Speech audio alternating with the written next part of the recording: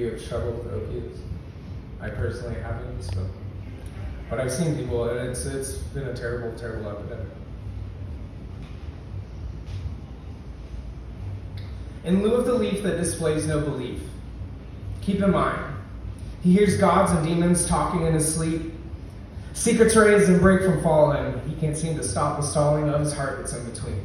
The perfect reflection of his dream.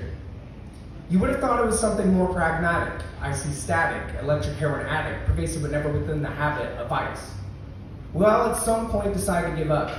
Some days we have had enough. Up against the brush, I've come in touch with a substance so subtle, you would have thought he wanted to give you trouble. The mumbles of people passing by becomes deciphered in time with the conversation running through his mind, and on occasion, his words slip from his lips, left for flowers to interpret the damage he did. I see passion. For artistry defined by the continuity of lies, he obviously tried.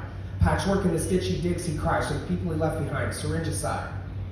The asylum he seeks inside guides his eyes to a pigment so perfect. The dream he had could truly come to be. But the pride he has for his mother and home causes a formality of a syndrome.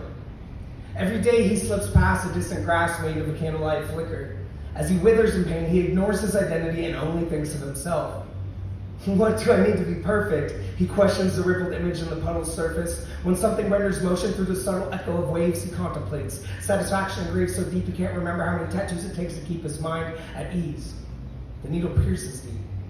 Synchronicity complete. Sweet, sweet relief. From the slumber he speaks of technological habits, subliminal masses, all the reasons why we can't have class. Separate us in a uniform fashion, align all our wants and worries, and prepackaged government rations, the American dream, in action. 1 milliliter differentiates life and death. The fire burns the words he said, always diverting to impress the pigment he kept. He's glued to the couch that enabled him to fall back on the couch again, repeat this vision until it sinks in.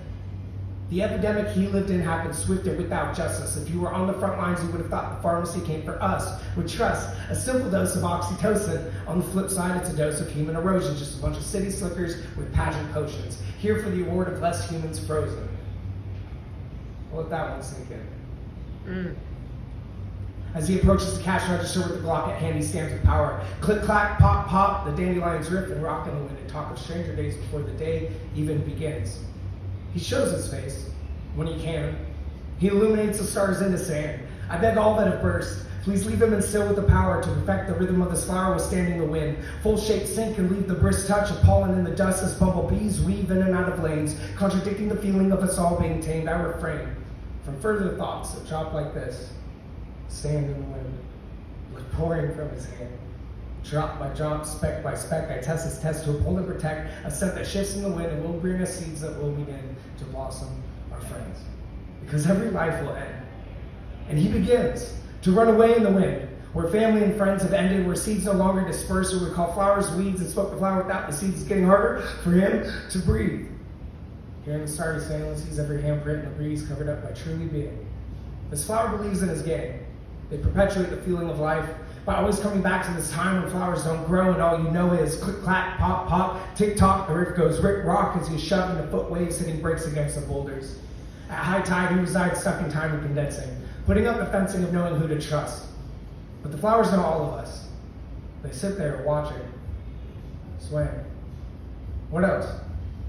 Oh wait, he saved himself by knowing who to turn his back to. He is a weed, many of you who grew up in a land paved in blood, he thought pollen was enough. But if it was enough, wouldn't you feel relieved? As if someone could see your soul and appreciate you being alive. With all things considered, I just wish this weed could speak his mind.